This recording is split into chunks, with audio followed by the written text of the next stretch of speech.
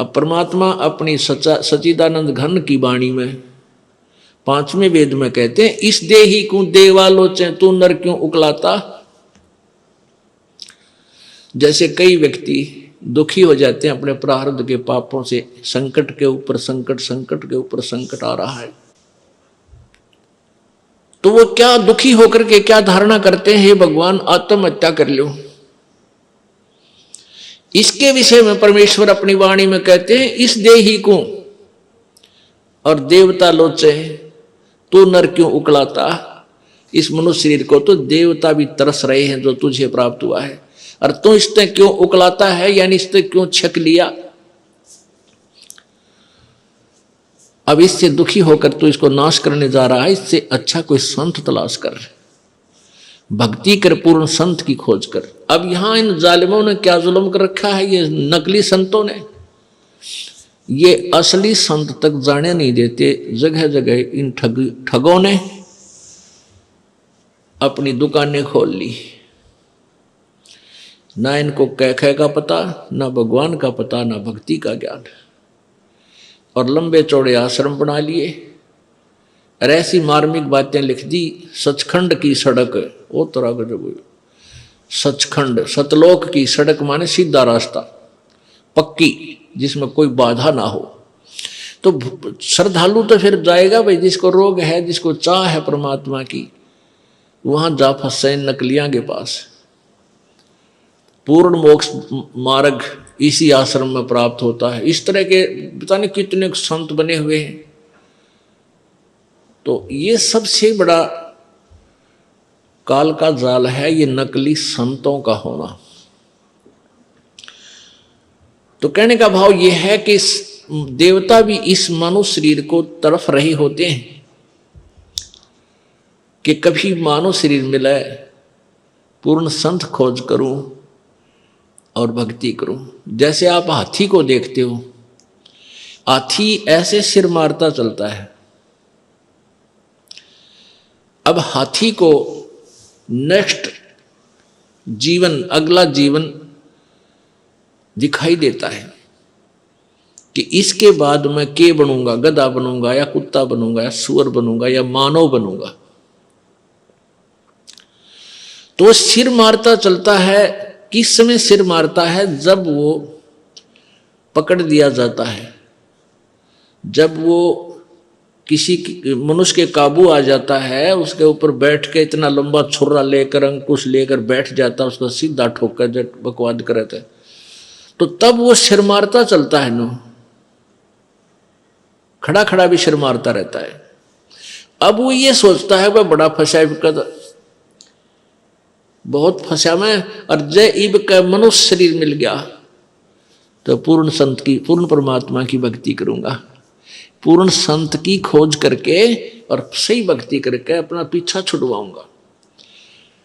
अब परमात्मा यहां क्या बताना चाहते हैं कि जो कुंजर सिर धुनत है, अगला जन्म सुझंत, इब कहेल नर करत सेव पूरे संत। हाथी मन में सोच रहा होता है कि यदि अब की बार मनुष्य जीवन मुझे मिल गया तो पूरे संत की खोज करूंगा। अब परमात्मा फिर उसके ऊपर एक और कहते हैं कि हाथी अर्थात ये आत्मा मन के संयोग से इतनी ढीठ होगी।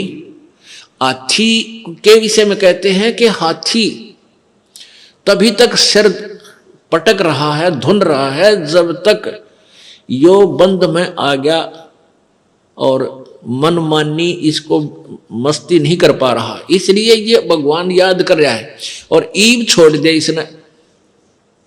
अब इसको खोल दे यहां से और जंगल की तरफ कर दे। कति भगवान याद ना करे, उड़ा खावा केड़े के पेड़ा नर मार मस्ती फुर फुर नहावर ठाठ करे, नरी को बिद करे, कति सर नहीं धोने ना इसका याद आवा भगवान, हालांकि इसको पता भी है।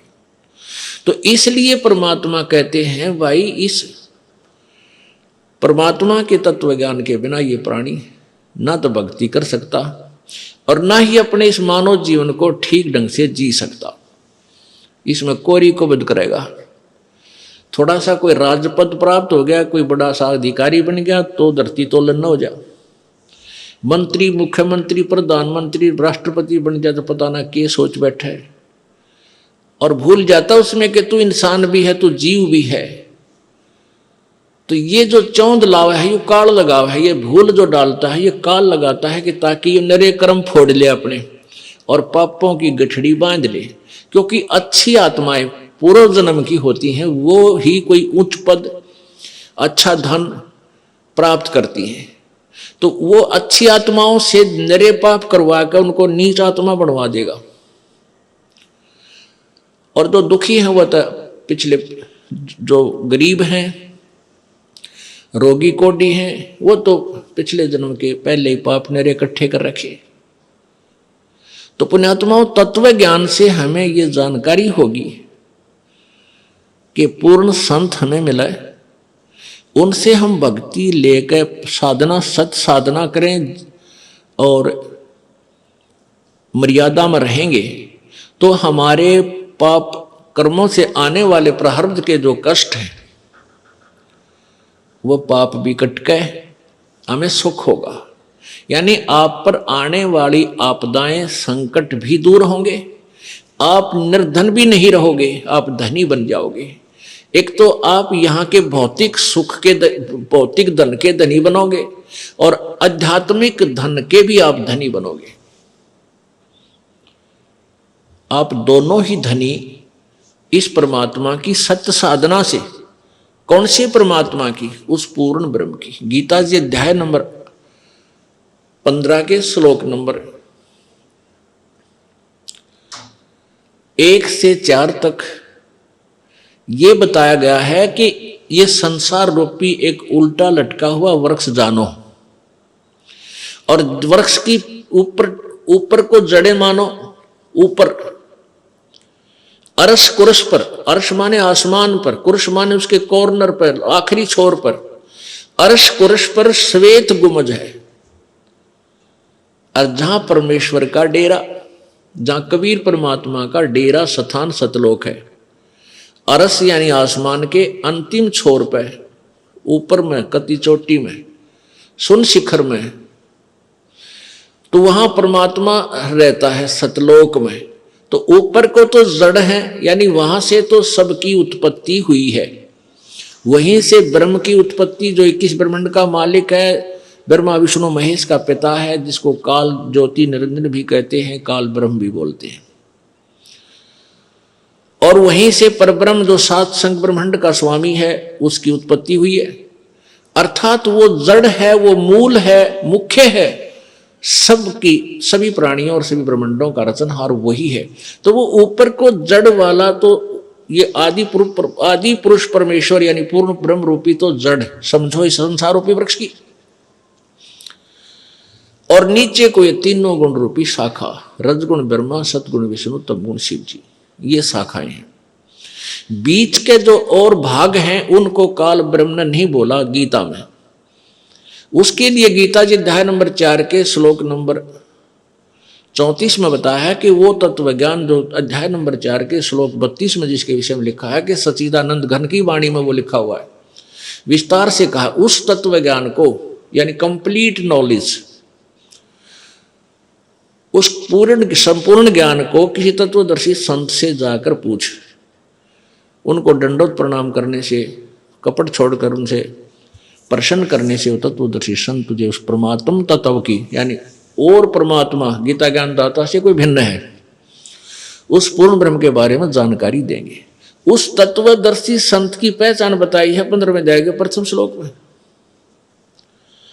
उसमें बताया कि ऊपर को जड़ वाला, नीचे को तीनों गुण रूपी शाखा वाला, ये जो संसार रूपी वृक्ष के सारे पार्ट, सभी विभाग, जड़ कौन परमात्मा है, और तना कौन प्रभु है, डार कौन प्रभु है, और शाखा कौन है, ये विस्तार से जो जानकारी देगा स वेदविद, वह वेद के तात्पर्य को जानने वाला है, अर्थात वो तत्वदर्शी संत है।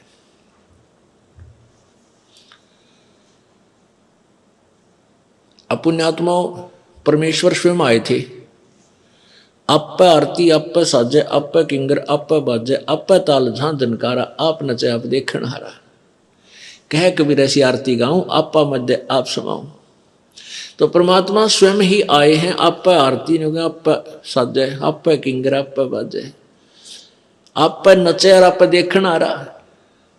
आप ही एक दास की भूमिका कर रहे हैं परमात्मा, और स्वयं ही सब ब्रह्मांडों का संचालन करने वाले भी वही हैं, सबकी देख रेख भी वही कर रहे हैं। तो उन्होंने स्वयं ही आकर के ये ज्ञान बताया था, तत्व ज्ञान बताया था।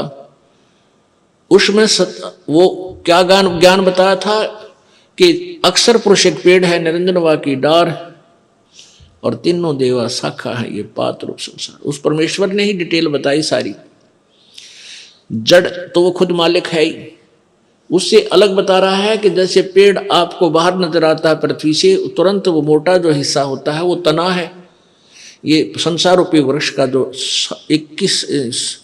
7 संग ब्रह्मांड का जो अक्षेत्र है, उसका मालिक है, उसको तो समझो तना है, और वो है परब्रह्म यानी अक्षर पुरुष। उससे फिर आगे मान लीजिए तना का एक डार निकलती है मोटी, उसको समझो ये अक्षर पुरुष, अक्षर यानी सर पुरुष यानी ब्रह्म ज्योति निरंजन कहो, इसे काल कहो। और उस डार के फिर 3 शाखा हैं, ये रजगुण ब्रह्मा, सतगुण विष्णु, तम गुण शिवजी रूपी शाखा, और फिर पात रूप संसार। इस विस्तार से जो बताएगा स वेदवित, वो तत्वदर्शी संत है। तो तत्वदर्शी संत की खोज करने के बाद उस परम पद परमेश्वर की खोज करनी चाहिए। जब तत्वदर्शी संत आपको मिल जाए, उसके पश्चात गीता जी अध्याय नंबर 15 के श्लोक 4 में कहा है कि तत्पश्चात परमात्मा के, उस परमेश्वर के उस परम पद की खोज करनी चाहिए, जहां जाने के बाद फिर संसार में लौटकर प्राणी कभी नहीं आता। और जिसने सारे ब्रह्मांडों की रचना की है, जिस भगवान ने, और गीता ज्ञानदाता कहता मैं भी उसी की शरण में हूं, उसी की भक्ति करनी चाहिए।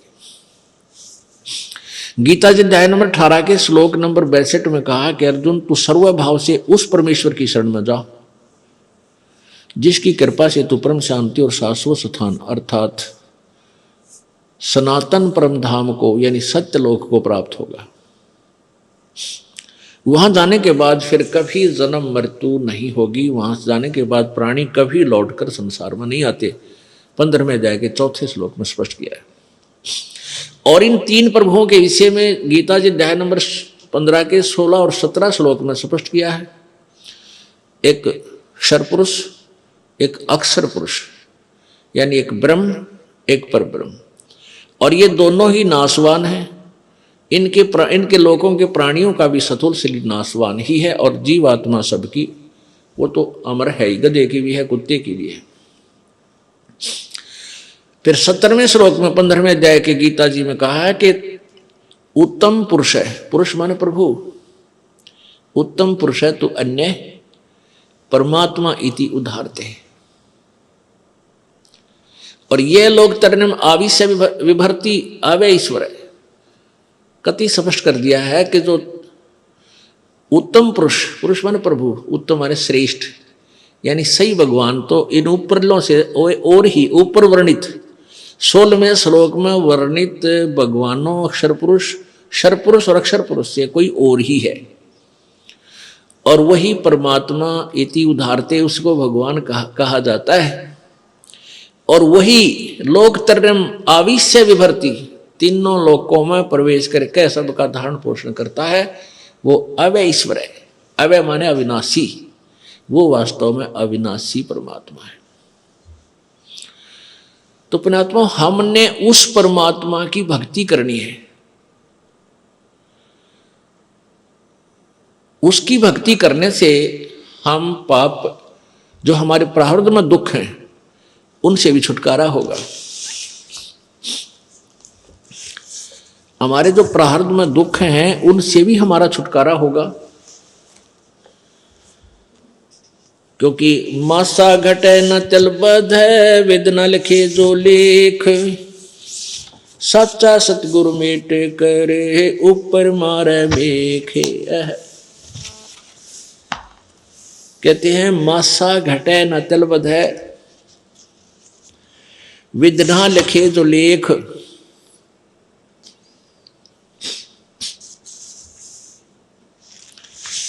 और सच्चा सतगुरु मेट के ऊपर मार दे मेघ। आपके प्रारब्ध में जो भी लिख दिया गया है, आपका जो मनुष्य जीवन आपको प्राप्त है, इसमें जो कुछ भी लिखा गया है इसमें कोई परिवर्तन नहीं हो सकता। मासा घटे न तल बधै, वेदना लिखे जो लेख। जो परमात्मा ने आपके भाग्य में लिख दिया उसमें कोई परिवर्तन नहीं हो सकता। कब तक? जब तक आप पूर्ण परमात्मा की भक्ति नहीं करोगे, परम संत की खोज नहीं करोगे, तब तक आपका प्रारब्ध का दुख, आपका संकट निवारण नहीं हो सकता। तो उसके लिए आपने संत की खोज करनी पड़ेगी, परम संत की। और परम संत हमें मिलेगा तभी हमारा छुटकारा होगा। पुण्यात्माओं, मानुष शरीर दुर्लभ है, मिले न बारंबार, और वही तरवर से पत्ता टूट जाइयो फिर नहीं लागे डार। इस सबसे पहले तो हमने इस मनुष्य जीवन की वैल्यू से, इसकी कीमत से परिचित होना चाहिए। ये कितना अनमोल है, ये कितना बहुमूल्य है। जब हम इसकी कीमत से परिचित होंगे तभी हम भक्ति कर पाएंगे। क्या बताते हैं कि कहता हूं कई जात हूं, कहूं बजा के ढोले, श्वास जो खाली जात है ये 3 लोक का मोले। एक मानव शरीर का जो श्वास है, ये एक श्वास भी कहते 3 लोक के तुल्य। क्योंकि हम 3 लोक, वह हमारे लिए तो बहुत बहुत ज्यादा है। इसलिए परमात्मा ने हमें समझाने के लिए उदाहरण दिया है ये, कि जैसे एक गांव का सरपंच बन जाता है, उसको सैकड़ों हजारों आदमी सरपंच साहब राम राम, सरपंच साहब नमस्ते, इतनी प्रभुता हो जाती है उस व्यक्ति की, और वो फूला नहीं समाता। और जब वो बन जाए एमएलए, कोई व्यक्ति एमएलए बन जाता है, कुछ क्षेत्र का मुखिया बन जाता है वो, उसको तो फिर न जाने कितने व्यक्ति, कर्मचारी, अधिकारी सारे सलूट मारे, फिर वो फूल जाता है। और एक बन जाए मुख्यमंत्री एक प्रांत का, फिर तो कहना है कि वो तो धरती पर पाए ना टेके। और बन जाओ प्रधानमंत्री एक टुकड़े का, एक देश का, छोटे से का या बड़े का, तो उसके माइंड की सोच है, वो तो 7वें आसमान पर घूमता है। फिर वो अपने आप को जीव नहीं समझता, क्योंकि उसके शब्द में, उसके वचन से ही ना जाने सबके में हिलता नजर आता है उसको। तो परमात्मा कहते हैं अगर पृथ्वी का एक राजा हो तो वो, उसकी कितनी प्रभुता होगी, उसके दिमाग में क्या सोच होगी, और उसकी कितनी वो अपनी वैल्यू समझता है। और ऐसे ऐसे पृथ्वी लोक, स्वर्ग लोक और पाताल लोक, इन तीनों का, तीनों की कीमत आप लगाओ कितनी होगी। और परमात्मा कहते हैं तुम्हारा मनुष्य जीवन का एक श्वास जब भक्ति बिना जाता है, सच्चे साधना बिना जाता है, तो इतनी कीमत है इसे एक श्वास के सिमरण की। अब इस कीमत को, इस मूल्य को केवल आप ही लगा सकोगे, अन्य व्यक्ति नहीं। क्योंकि आप सत्संग में आने से जौहरी बनोगे, लाल की परख करने लगोगे, तब आपको इसकी कीमत का अलग से पहचान होगी, तुरंत महसूस होगी। खास सत्य बात है। तो ऐसे महंगे मोल का एक सांस भी जावे और 3 लोक नहीं पटतरे क्यों धूल मिलावे। पटतरे माने बराबर नहीं। आप नित्यनियम में भी पढ़ते हो, अपने नित्यनियम के अंदर आपको बहुत कुछ विज्ञान है। विज्ञान माने तत्व ज्ञान है, विशेष ज्ञान है। अगर आप ये वीडियो YouTube पर देख रहे हैं तो हमारे चैनल को सब्सक्राइब करें और बेल आइकन को दबाना ना भूलें। अगर आप Facebook पर ये वीडियो देख रहे हैं तो हमारे पेज को लाइक करें।